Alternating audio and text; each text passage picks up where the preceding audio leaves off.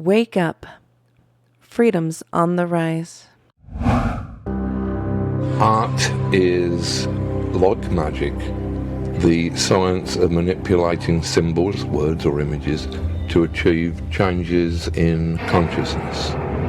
The very language of magic seems to be talking as much about writing or art as it is about supernatural events. A grimoire, for example, the Book of Spells, is simply a fancy way of saying grammar. Indeed, to cast a spell is simply to spell, to manipulate words, to change people's consciousness. And I believe that this is why an artist or writer is the closest thing in the contemporary world that you are likely to see to a shaman. When you hear these talismanic words like control, security, stronger America, strength, realize that they're talismanic words that are being used against you. They're seduction words to try and get you to accept this because you don't have that. Well, you've been raped of that. The people who are selling you one story here have actually taken away the very things that you needed that were in your psyche to begin with. I am continuing and I am increasing the search for every possible path to peace. We maintain our strength in order to deter and defend against aggression, to preserve freedom and peace.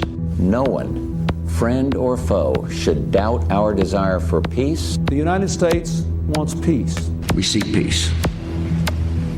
We strive for peace. I pledged in my campaign for the presidency to end the war in a way that we could win the peace. I respect your idealism. I share your concern for peace. I want peace as much as you do.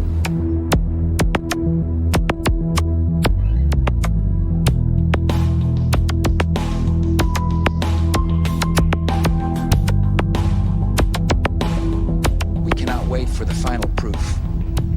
The smoking gun that could come in the form of a mushroom cloud.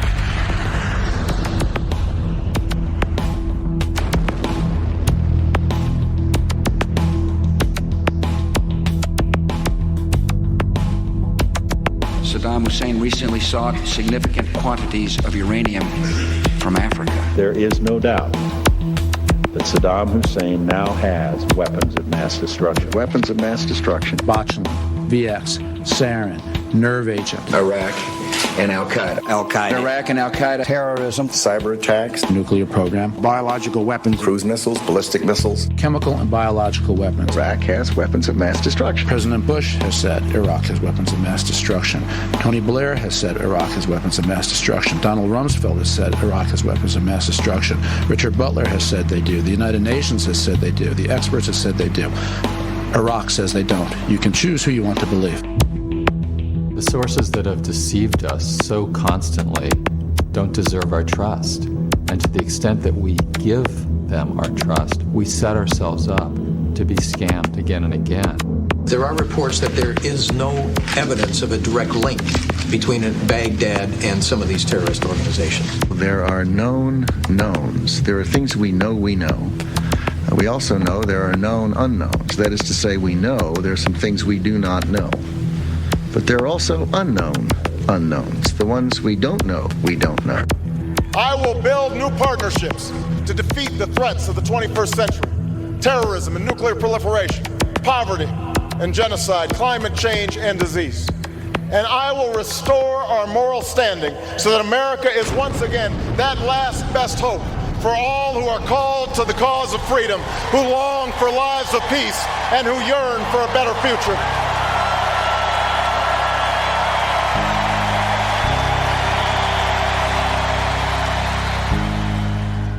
And this is used endlessly in the media by the drip feed method of just constantly downloading the same idiotic memes that you consciously would think you resist.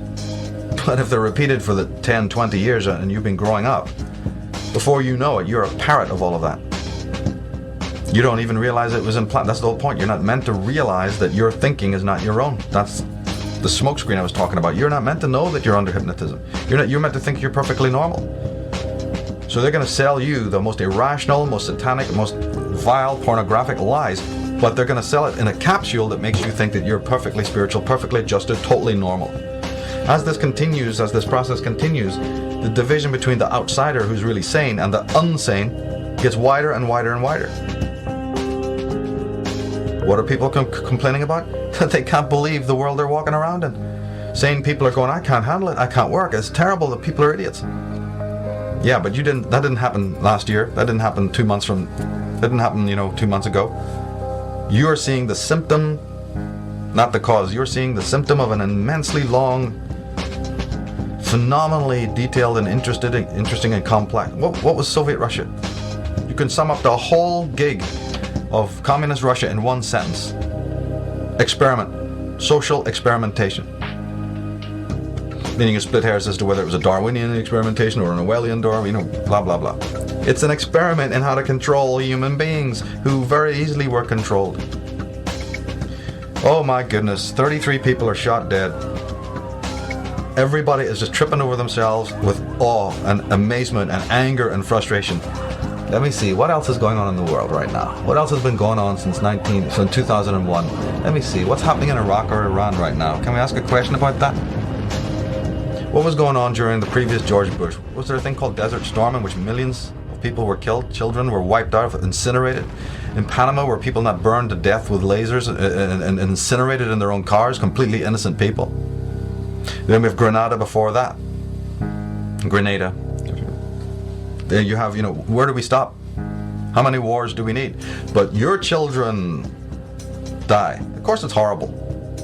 But can we have some context here? Can we have some sanity here? That just because your little pathetic, mediocre lifestyle has now been shaken up by something you don't understand, that's the only violence you think it exists in this world? Somebody has to be wielding, a 38 on your own street, in your own backyard, before you realize that there's such a thing as violence in the world? I'm here to tell you that all of that kind of violence, including the genocide, including the mega death, chew on this, that all of that, all through history, is a tiny aspect of the violence that exists in the world. That's the stuff you can see with your five senses. But as any competent psychologist will tell you, that is a very small, sadly, that is a symptom. That's what that is. That's an outpouring and outletting, a playing out in the world. Obviously helped and assisted by those who would like to have chaos rule in the world, yes. But where is its roots? You're going to keep studying the, leaf? You're going to keep studying the bloom and not ask where the root is? Or we'll have a wonderful society tomorrow where they'll be able to prune that really easily. And we won't have any of that violence because, in fact, we'll have a new world order. The chaos out of control. Everything's in chaos. People killing themselves. And we have a perfect structure now that will always deal with that. But will the root be ever looked at? If the root is not looked at, I don't care what kind of order or system is involved in the world of man that, prunes that or, keeps that nicely culled or caged or whatever. I happen to know that the root is twofold. The root of all of this mayhem, chaos, and destruction and immorality is actually a twofold root. The one root is in man's inability to look at his dark emotions, which is a psychological look at this. And the other root is in the fact that there is an agency working in the world to engender that. Now, luckily in the conspiracy movement today, what's jokingly called the conspiracy movement, or I prefer to call it the alternative research community, we have now authors and people from all walks of life who are investigating that fact, that second root. That we think that this is not by chance. We don't really think that man is that immoral. We don't really think that man of his own nature will run around, fighting wars and building napalm bombs and all that. So maybe there's something else going on. Finally, the human race is waking up to the fact that yes, that's right. Somebody has kickstarted this and maintains it through the perpetuation of people's false allegiances and all the rest of it. And I'm very happy and glad to see that taking place, this removing of the lid, which is astrologically connected to Pluto, the planet Pluto, or the archetype Pluto, or the New Age. The real truth about the New Age is that the revelations that arise, because man gets sharper in his critical ability and starts to look beneath the surface of reality. That's great. What I'd really like to see, though, and what I'm hoping to very much help pioneer in this era, is more attention on the first route as well, which is that human beings need to examine their own private consciousness to understand some of the dynamics of the full psyche, not just the ego and not just the programmed brain self, because the brain is a machine programmed by the world. But then you also come in with a thing called the mind, which has been programmed over millennia or generations. People need to know about the tripartite division or schemata of the ego, of the brain, of consciousness, from the Freudian point of view. They should also find out about the quaternity schemata of Jung. It was a little bit similar to Freud, but a little bit different. These people have, understood the dynamics, the anatomy of something that you can't see, consciousness. People know about the body. You got 2 arms, you got 2 legs, you got 1 head. Okay, well then what is the anatomy of your consciousness? Anybody ever thought about that? Well, yes, somebody did. It's called Sigmund Freud. People need to pick up his books, get on the web, and find out what is the anatomy of your consciousness. What is thinking? How do you think? What is thinking? How does that happen? What is thought? Who's thinking about thought? Because if you don't ask these questions, you're not going to have too much of an understanding of what might be spirit or all of that. You're looking for the spiritual, but if you don't know what you are, how can you ever find out the other? So the real journey now begins. All of these traumas and tragedies are in a way a catalyst. Sad but true that man has to learn through tragedy, but then, hey, wait a minute, even the Greeks knew that as far back as you go, if man is left without tragedy, he'll just sit on his ass and do nothing all day long.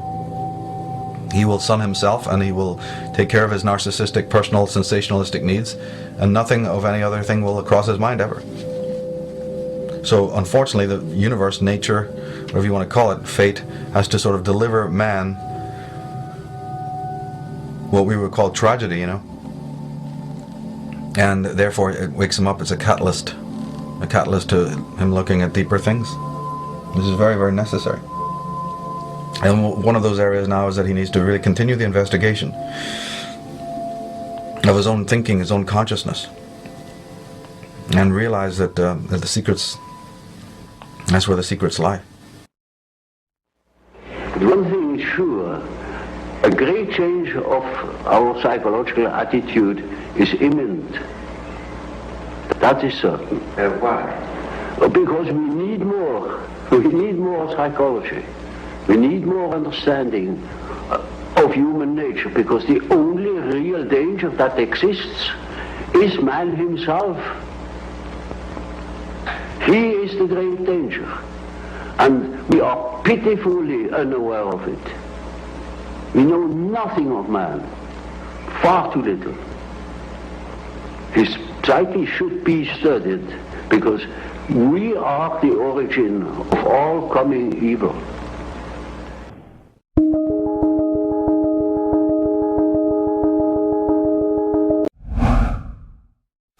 Everything you know is wrong. Hello, seekers. Here we go again. And hello, especially to the skeptic inside you who might still believe.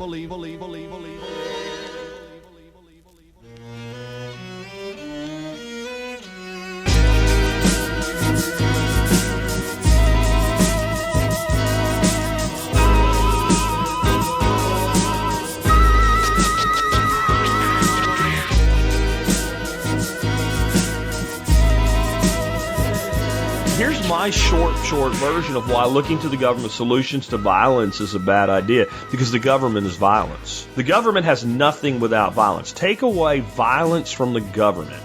Take away the ability of the government to use violence, and you don't even have a government in the form that we think of. Now, here's what I mean by this. They can pass all the laws they want, regulations, guidelines, etc.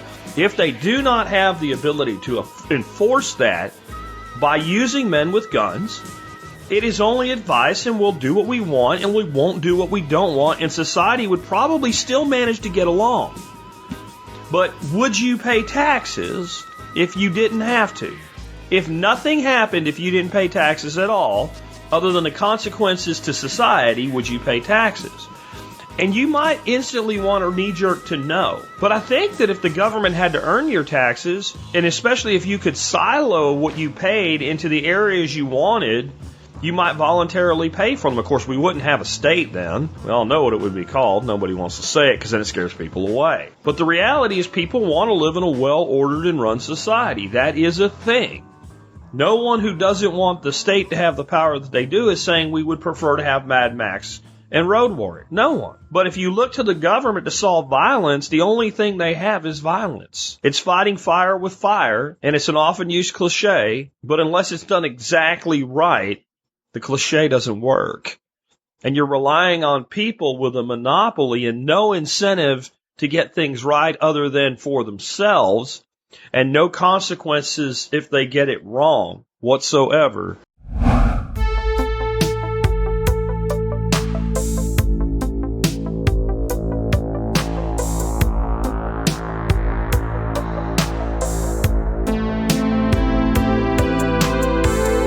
Welcome back to Freedom's Rising.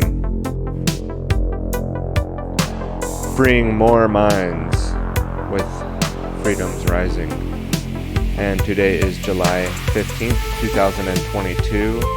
On this Friday morning, we are recording episode 26 today of Freedom's Rising and putting a capstone or a finishing piece for the moment on the Falling into the Movement Trap series with part 10. Today will be a lot more of a free-form type episode, and that Michael Tessarion clip there with Alan Moore opening it up, which I call the clip the language of control, came from the film done with Michael Tessarion and the Red Ice radio crew called Architects of Control. That was produced, back in 2012 or something. I don't know. It's an older production. I don't have that right in front of me at the moment, but I will put in the notes where that is housed nowadays on the unslaved.com podcast, which I think you need to pay a membership to get to, the Architects of Control documentary. I'm not sure where else that might be floating around out there that you could find it. And then we also heard from Jack Spirko on Government is Violence, and a clip that actually was pulled by Christopher McMillan of thetruthconduit.com. And the Truth Conduit, Chris McMillan, I've had him on TylerBloyer.com, or my show. I've had him as a guest, as an interviewee. I interviewed Chris McMillan, and you can go back and find that interview in the archives. I'm looking right now to see where that clip is from Chris's site, so I could maybe say a little bit more about how he had it posted. But the essence of that was, that your belief in government doesn't justify the violence that the monopoly on violence that government holds, and that's all that government really is force and violence and coercion, and without those things, then what is the government besides people cooperating with each other and interacting with each other now? Are there solutions, like he said, that we're just saying burn it all down? And I mean, I don't know, I'm not necessarily speaking for Jack Spirko or that clip or putting words in his mouth, but is, that there are other solutions out there, and it's not just this polarized thing where it's you're saying that you don't want any order at all, it's just all going to be complete chaos if we do what you're saying and get rid of the government. No, but it's more of a point that, it really, that's the only way that we've come up with the way to operate society at this point. There's no other way, that the only way to do it is through force and violence.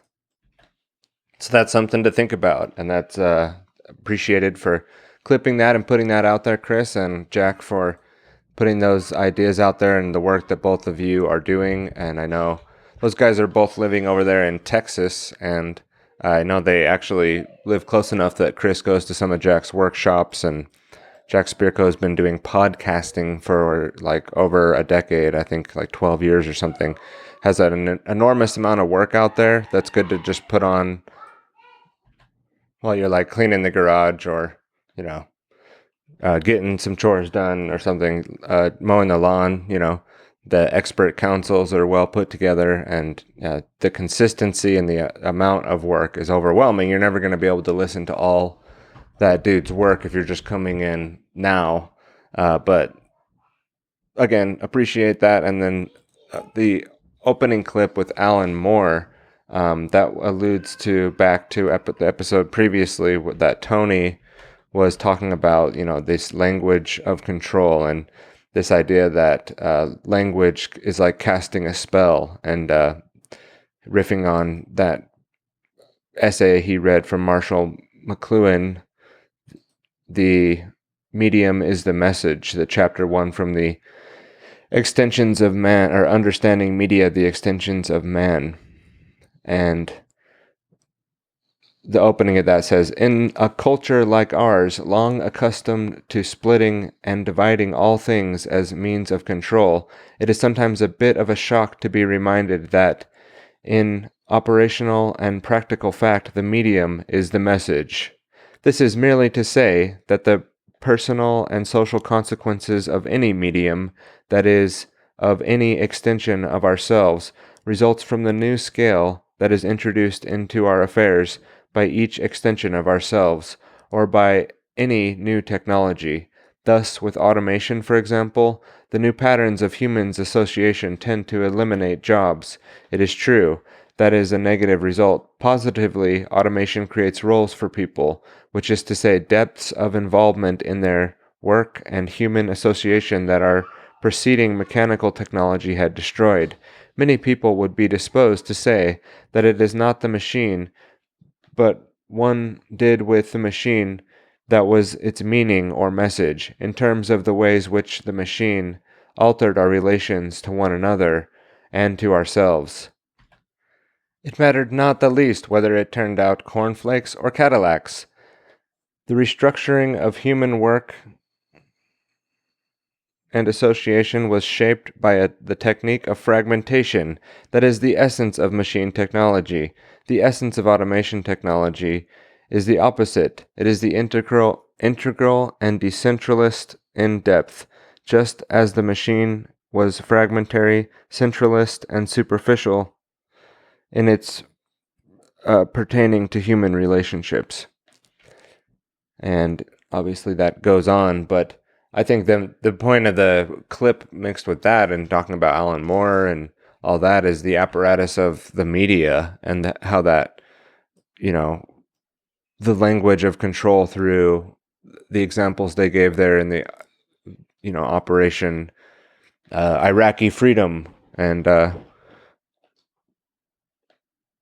you know, that we want a peaceful outcome, but we've been at war for 50 years with 50 different countries, you know, doing nothing but violence against these countries under a lot of the times under false pretenses. And James Perloff's book also weaves in that narrative as well and goes quite into depth about false flags and things like that. That's not the end all be all, but we did read from that book. I just, you know, was reminded by, you know, how many things we've been lied to about that end up involving mass casualties of war afterward from countries that we then use the excuses of what we and the things that we're being lied to about to invade the countries and you know, expand the American empire and expand democracy for peace and freedom, you know, while doing mass genocide and mass death and megadeath and dropping nuclear bombs on countries that,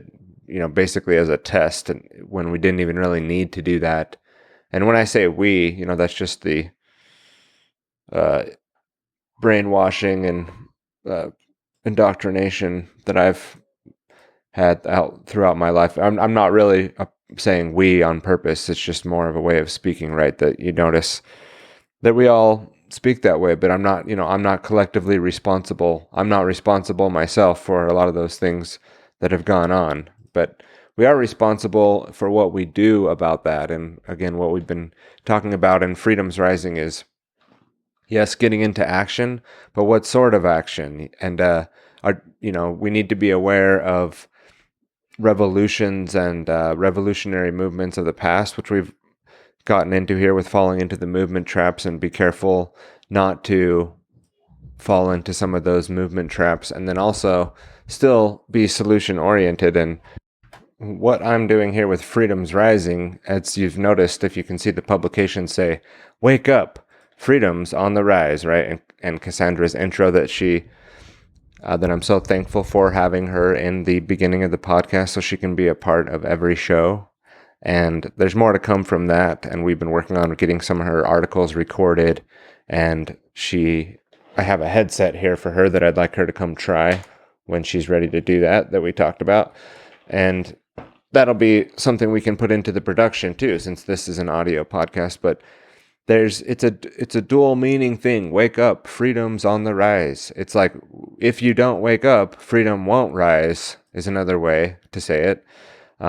So we've got to wake up, but what does that mean to wake up, and wake up to what? And a lot of these institutions that we've believed in our whole lives and that we've been raised to believe are true, so to say, or the way that we should do things, it's not based on altruism and benevolence and truth and trying to do the right thing for you necessarily. And the institutions that we listen to, such as like the cult of scientism that we saw with the pandemic, and how people just kowtowed to the scientific dictatorship overlords and the experts. We want to play a clip here into the stream right now, into the recording here today from Yuval Noah Harari that I heard on a Burmis clip from Rock Fan Burmis had on. Let's see if I can find it really quick. If not, that's okay. Oh, it was the guy Clay Clark, and not necessarily recommending that episode. It was kind of bonkers a little, but this clip definitely caught me as like, yeah, that's the truth. Whether you agree with the guy in this clip, Yuval Noah Harari, or not, whether you're like, yeah, you might even be hearing that and go, yeah, that's exactly how it works. Of course. But it's just another reminder that when people are like, well, you're saying that the scientists would all have to all be in on this, let's say like covering up how the negative effects of vaccines over the years, and how much dirt and mud has been thrown on that topic by the scientific community, and how many things have been covered up. And people will come back at you like, oh, well, but science doesn't work like that, and that people can't cover up the facts and science and truth. And they don't. We've covered this in this show before, but that's showing how naive maybe that person is. I'm not trying to attack people or say how, I'm not trying to get up here and be like, people are so dumb and so they're just fucking idiots. That might be true in some ways, but it's more to help us, and if people listening to this are more on the quote unquote awake side, and have conversations with people. Again, we're going back to the whole it's a worldview that you're up against. It's not the truth and the facts, and it's the same with how science and funding these things and research grants works. So let's just play a little bit of this clip here. I think it's like 2.5 minutes, and just get this into the show here. Truth was never the highest priority of human society. It was the highest priority of some individuals, but never of society as a whole, because society as a whole does not function on the basis of truth. And if you take two of the most powerful institutions of humankind, let's think about science and the scientific community, and let's think about religion and churches and so forth, I think that none of them has truth as their chief value. As individuals, yes, but as institutions, no. I think the chief value of science is power, and the chief value of religion is order, it's organization. Religion is all about having order in society, and science is mainly about gaining power over the world. They use truth to some extent on the way to achieving power or to achieving order, but this is not their highest value. say more a bit about power? What do you mean? I think science as an institution is interested in gaining the power, to gain control over the world, to be able to gain control over diseases, over the human body, over the environment, over rivers and animals and forests. I mean, when you have you submit a grant to somebody who it all comes down to money in many cases. In order to have an institution, if you're a freelance scientist, you just explore the truth, okay.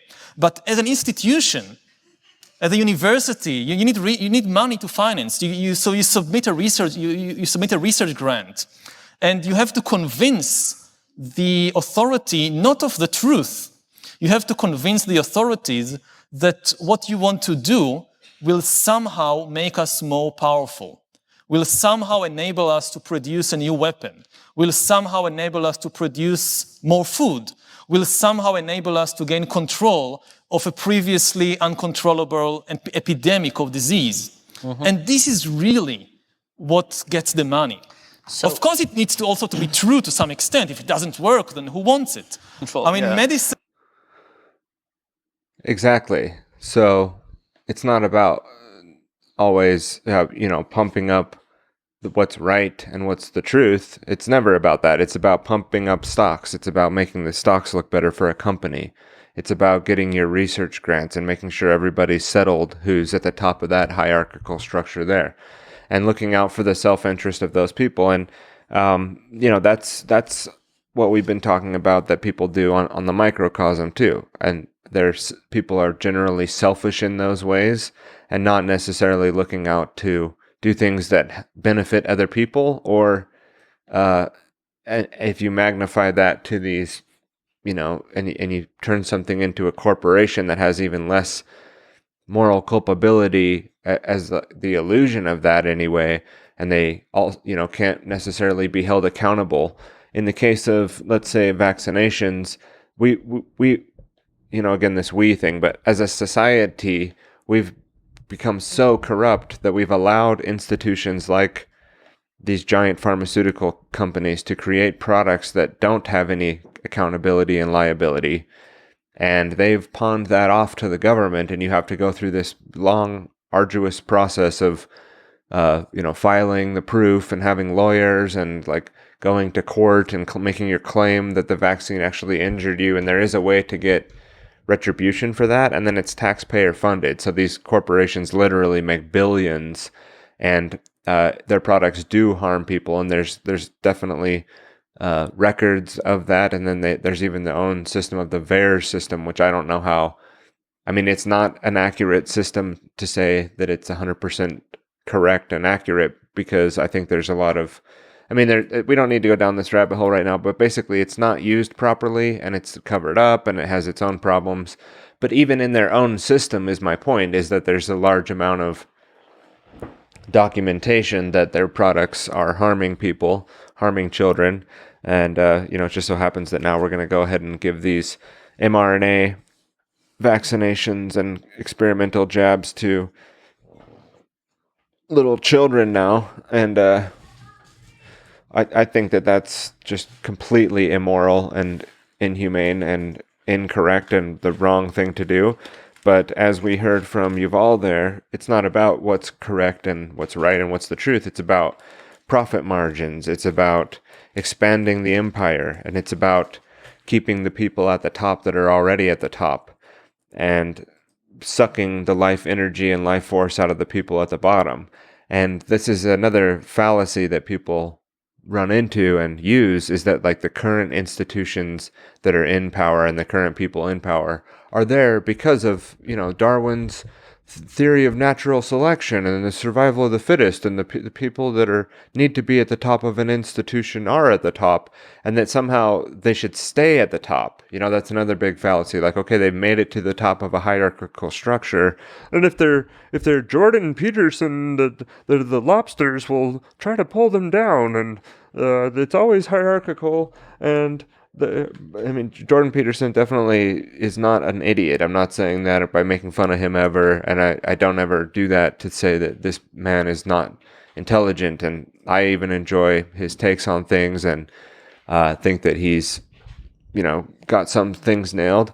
But as far as this justifying the hierarchical structure as needing to stay in place, we listen to something like this from Klaus Schwab. I'll play this into here. The future is built by us, by a powerful community as you here in this room. We have the means to improve the states of the world. But two conditions are necessary. The first one is that we act all as stakeholders of larger communities, that we serve not our only self-interests, but we serve the community. That's what we call stakeholder responsibility. The future is built by us. The future is built by us. We are the future. We will get the bugs ready for you. You'll have them in the nice little meat-shaped hamburger patty. You won't even know it, that we shaped it by us. We shaped the bug burger. We put it in the shape. We made it look like a burger, so you think it is a burger, but it's really grasshoppers and crickets.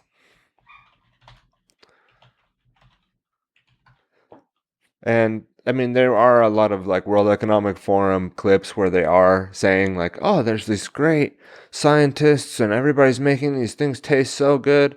Really, they're just shitting on your face and laughing at you that you're going to buy that shit and believe that somehow it's more effective for the land to grow like whatever they're going to do, like fields and fields and fields of grasshoppers, than somehow have like the grass and the ruminants replenishing the earth and building highly dense nutrient soil and doing things like they do on the Biggest Little Farm. We watched that recently, and then we watched the other night the Biggest Little Farm 2 or Extended or whatever the second part of that was. And what those people did is amazing. And they took this land that had been farmed in a nutrient stealing way, where it's just constantly taking the nutrients out of the land and never putting anything back. And they show and they're still doing this concept of adding nutrients back in, and this more holistic cycle with the sheep and goats and lamb and ruminants and cows and pigs and everything, and had this more holistic system that was adding nutrients back in and making the whole property thrive. And then they had all these challenges. And anyway, but so that's a great movie to check out. And again, today we're going a little bit more freeform, but like Klaus was saying there in just this authoritative way, like that the future is built by them, right? And they are the stakeholders. And, going back to that article from Matthew Irete on the Unlimited Hangout, and not that that's like the end-all be-all of the research that we need to do, but we read that into the last two shows, talking about the lineage of what the World Economic Forum actually is and who these people actually are, and the stakeholder capitalism with the Rothschilds and Lynn Forrester de Rothschild and Klaus Schwab, basically just they're the stakeholders, right? They're the ones that are that have claimed themselves as being at the center of the hierarchy, and that they need to continue. And the future will be built by them. The future. What do we have? And they will. That we penetrate the cabinets. They will go to Canada, and they will. That we penetrate the cabinets. And they will go to America, and they will. That we penetrate the cabinets. With their stakeholder capitalism, which is basically just like a corporate fascist dictatorship with, now we're in this sort of, again, this techno-communist empire that they're bringing forward to us with, the Club of Rome agenda and the United Nations and the World Economic Forum and everyone moving forward with their Great Reset. And, that's the future that they're building. And it's not about the truth. It's not about necessarily even the betterment of individual lives like they claim. That's everything they do is for the betterment of humanity, right? But with this utopian thinking and what Jack was alluding to there, that's the only way they can really enforce this top-down one world government authority is through the force of violence or the threat of violence and coercion. And what if they're wrong? What if under the one world system there's mistakes made? Wouldn't it be better to have, at least nation states, if not more decentralized pockets or states, or even decentralized down to local levels that are connected in as nodes, to the larger global economy and things like that, and various capitalistic, you could call it now, or whatever the future looks like as far as goods and not distribution of goods and services. People are always going to need these things and basic things in life. And I don't think having everything regulated down under this one world top-down control is the way that we want to go, because again, that system is then a big threat to humanity. It's the most dangerous thing, and the biggest threat to us is government. And government has always been the biggest threat to humanity and the biggest killer of people. And so just making it bigger and more powerful and giving more control to these eugenicists and these cybernetic control freaks doesn't seem like, it's the best option moving forward, in my view. So the solutions are going to be to find ways to operate moving forward without needing and without depending on these systems. And, that means a lot of different things for a lot of different people. I'm not saying that it's like subjective and it whatever makes you happy, man. That's not what I'm saying. But I'm not going to pretend that I know what the solution is for you. I think the path to freedom is an individual thing. It's not the same thing for everyone. There's a path to freedom that isn't just going to be, a future episode that we might do here where I cover sort of the horsemen of my apocalypse in the journey to where I'm at now, and the people and the mentors that I've had that have helped me, have influenced my thinking, have led me down a path of being more active in the realm that I am as far as what we're doing here with the podcast and the work that we're putting out. So, but that would be egotistical and naive and stupid of me to think that, if I show people the path that I took and the people that influenced me, that would help wake them up because they could take the same exact path. I have a slide that I made once that I have pulled up here. It says, your path to freedom is uniquely your own. It is the path of the individual and can never be the same for any other person. So, I was thinking about this point that I'm making a lot at that time, and I had to clarify on that slide because, and it might not, if you don't have the context, it's like, okay, why that's nice, why are you saying that? And it's because I think I see a lot of that in the so-called truther, activist, freedom, liberty community is people attempt to get their family members or other people in their lives or even other people in the community to do the wake up process that they had in the exact same way. And that they're going to do it and they're going to hear the things that they heard and they're going to then wake up immediately. And I think it's a lot more tactful than that on the individual level. If you're working with individual folks on an individual level, there's a personal relationship that occurs. There's things that you need to know about that person's psychology and where they're at, and more build a relationship instead of, try to wake them up with the truth. It's better to build a stronger relationship and let them see who you are by what you're doing. What is it that you spend your time on? What are you actively involved in your life? And there are moments and times that will come up when, you due to having self-respect and just not wanting to just be quiet about everything, that you do need to be able to speak about things. And so it's good to have the facts, ready, but it's not have the facts ready for every little conversation that comes up with everyone and be out there flaming the truth around to everybody. And, I think you'll burn a lot more bridges in that way. That's that fire in the minds of men, the dangerous fire that we can wield that ends up being very destructive. in our lives, and that's part of the movement traps as well. And so as far as that goes, I'm not exactly sure that we'll continue falling into the movement trap series next week.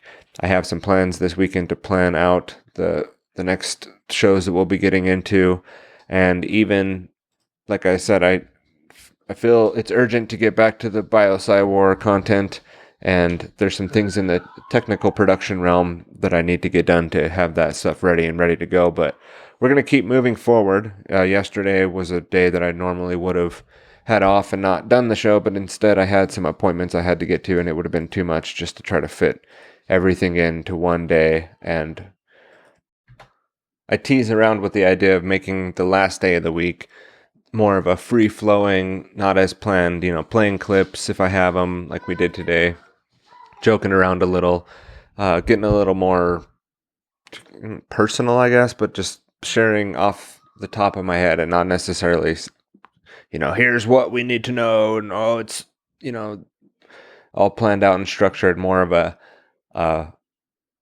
slower or whatever, just a different way of doing a show on a Friday or a Thursday. Freeform Fridays would obviously be a good tagline.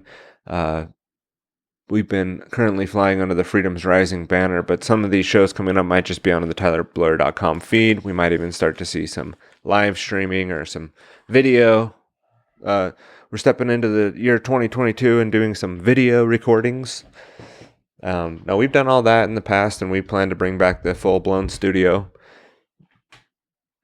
A lot of moving parts and pieces to things, folks. It doesn't just happen with a button. People that don't produce content have no clue what it's like to not just produce a little content or sit down and produce one thing or two, but to consistently, continually put content out there is not something that just happens. And there isn't little fairies and elves that come in and help you, get up that morning and put everything together and make it happen. And I don't like those people that are like, it's just me here in the studio, and I can't get it all done. That's definitely not what's happening here. I like the fact that we're a smaller operation and we can be efficient, and there's communities that I'm connected into, yes. But I personally, I'm pretty bad at like keeping up with chat feeds and text scrolling and all these different social media. I can't stand any of that stuff. I really don't like to be involved in that. But at the same time, like if I don't put forward some learning and understanding of how those things might work and try to utilize them better and just participate more, then you can't really grow the channel. You can't really make the outreach, that you're trying to make. And that what's the point of doing this if nobody ever hears it? I mean, yes, I have a need and a want and a desire to do it, but I'm really just a regular dude. And I think it's important to leverage the resources that you have and some of the talents and abilities that you have.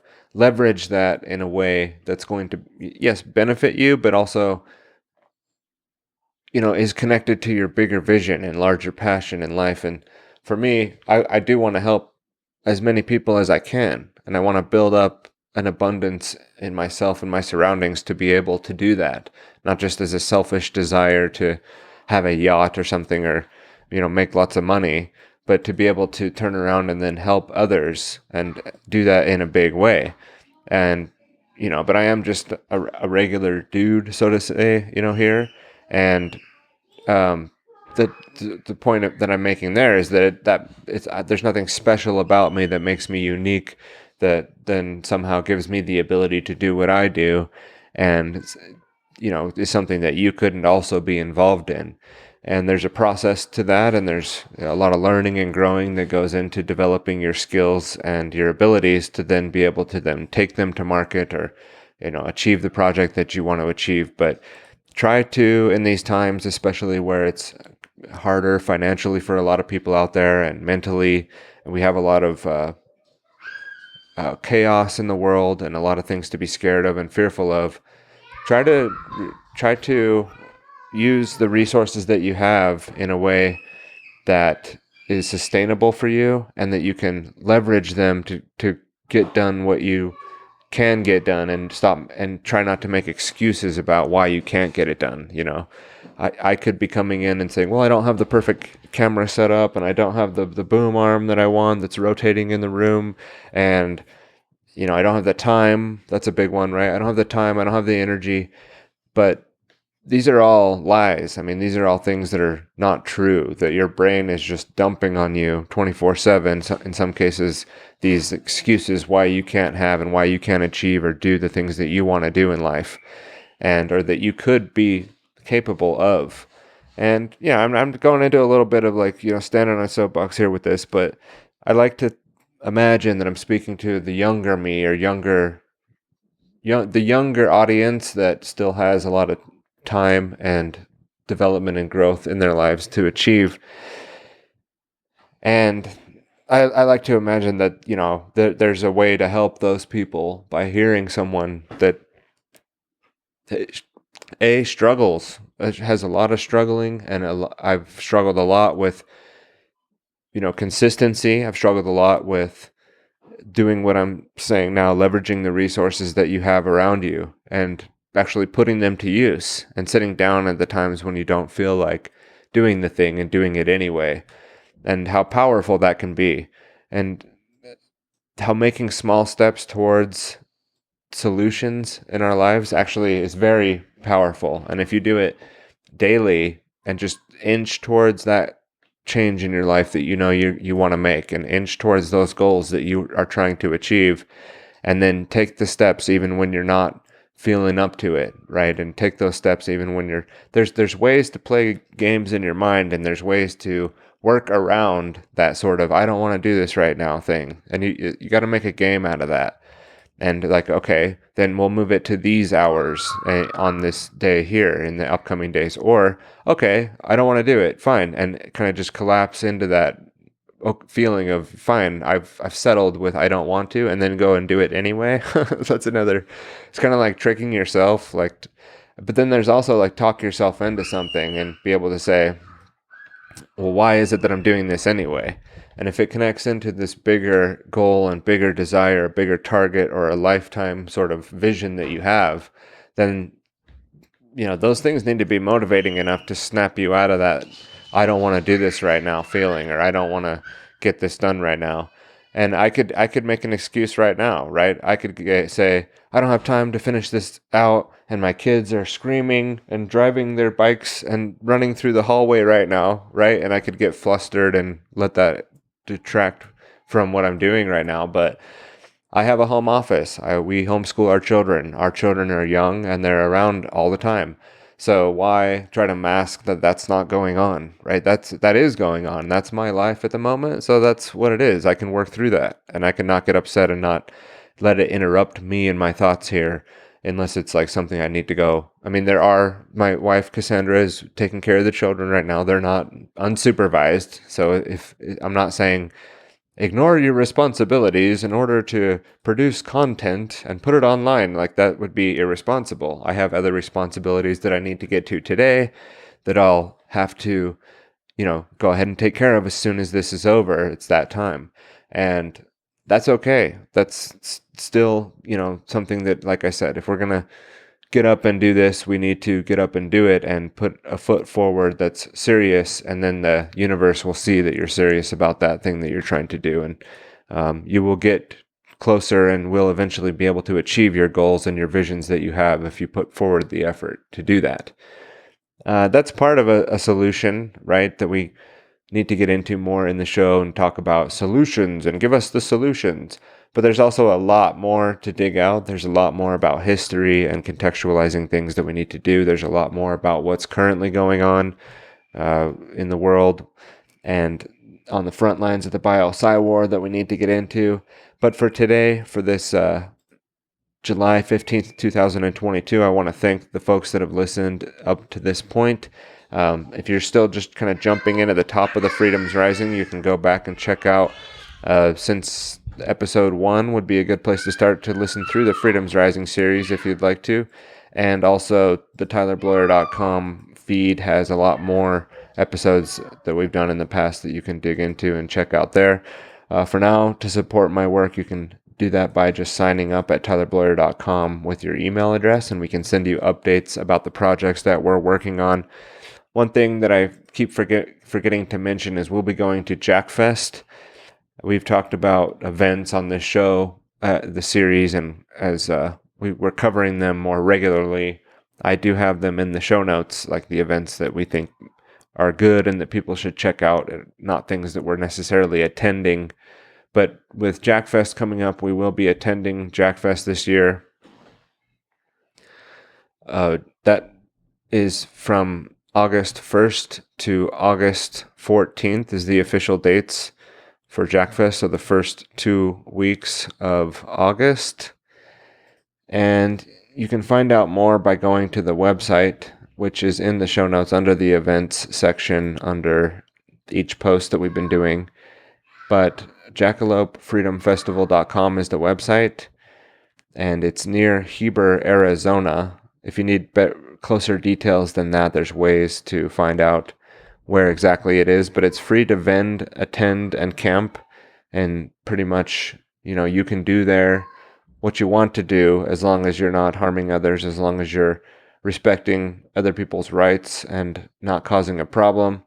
You can vend what you'd like to. You can set up a booth. You can participate by giving a speech on the stage. You can do those things, and then also get to know a lot of the community from like the Greater Reset or the Conscious Resistance, or Learn the Risk will be there. Freedom's Phoenix, Ernie Hancock, the Phoenix Crypto folks, the Float team from float.app, the social media, will be there. And myself and Cassandra will be there doing our Mateys bar in the woods that we popped up last year. We did a pop-up bar that's not a bar. It's not actually a bar, but it is a bar in the woods. A non-bar, you could call it. And we did some pirate vending, you could say. And this year, I keep pushing for the theme Space Alien Cowboys in Space, like a Western alien, the whole Travis Walton aliens up in there in the Baca Meadows. There's a lot of like alien mythology. And anyway, we promote our entrepreneurship there, and we try to show our children how to interact with people to vend.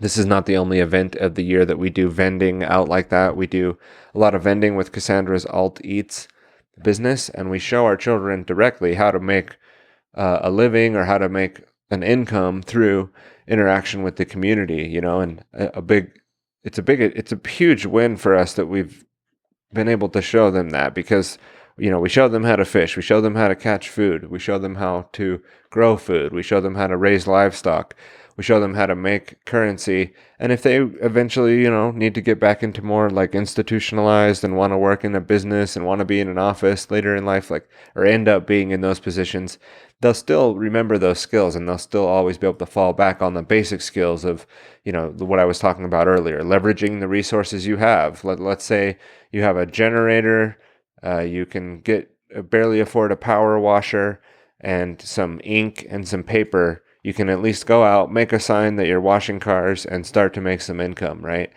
And that's a very small example. Maybe like a 14-year-old, that would be good.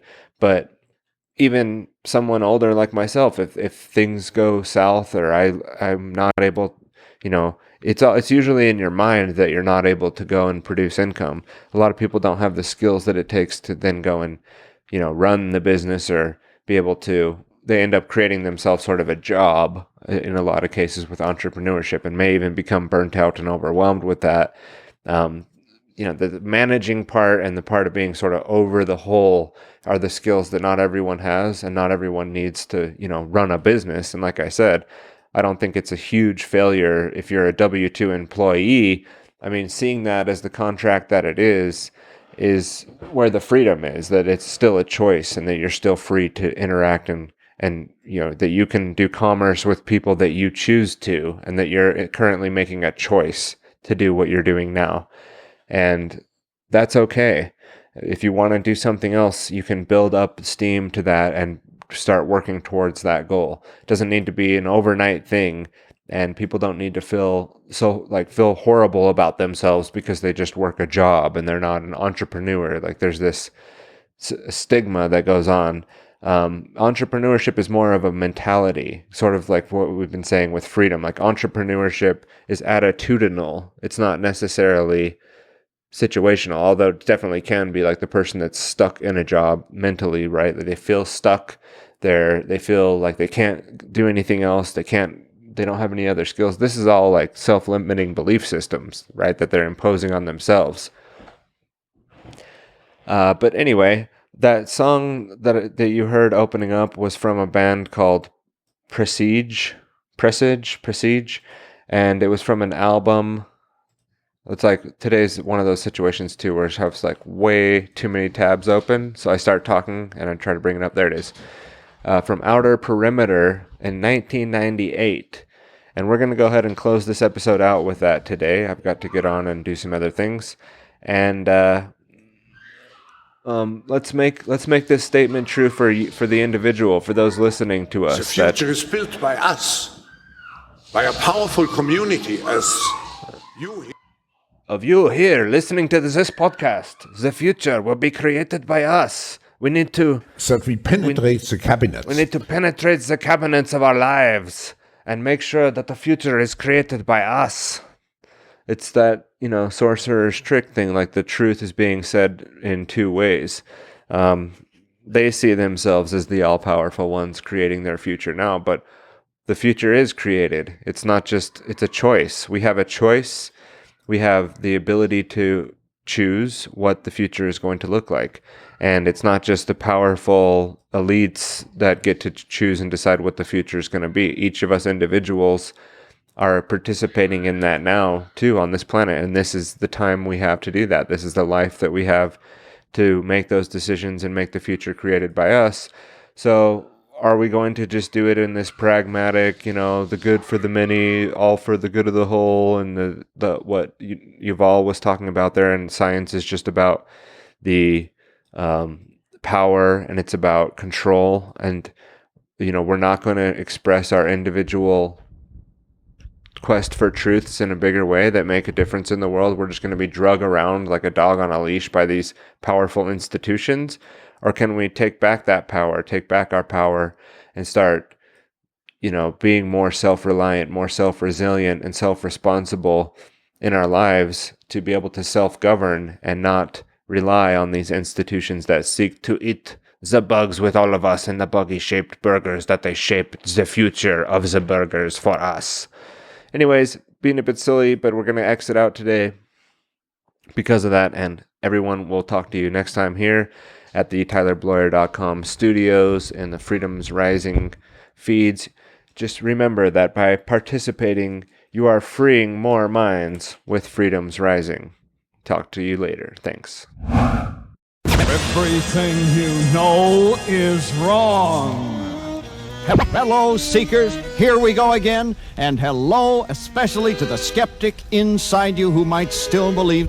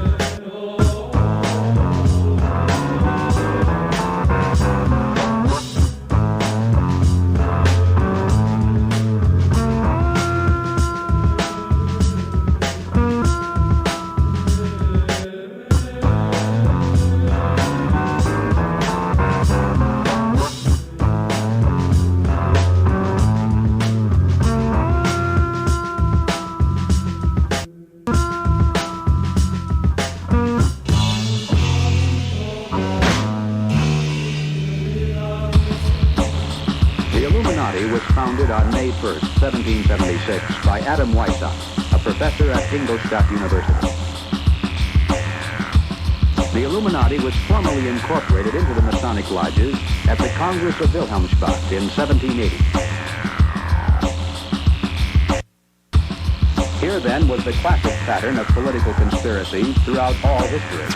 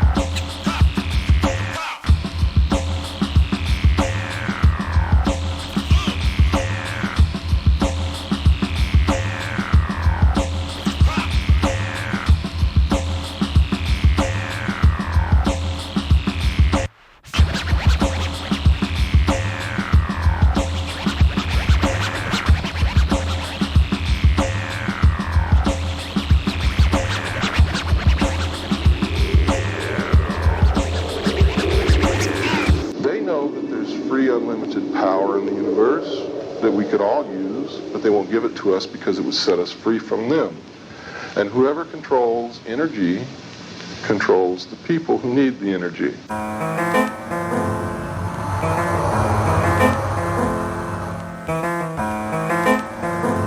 We're not crazy, folks. We're not crazy, folks.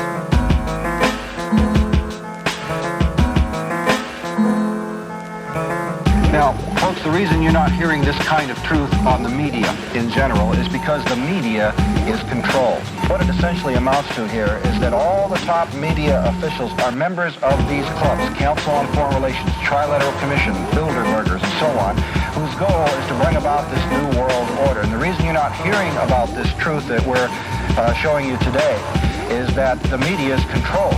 And if you think that's silly, then you just don't have your eyes open, and that's why we're here today, to help you open your eyes to see the truth.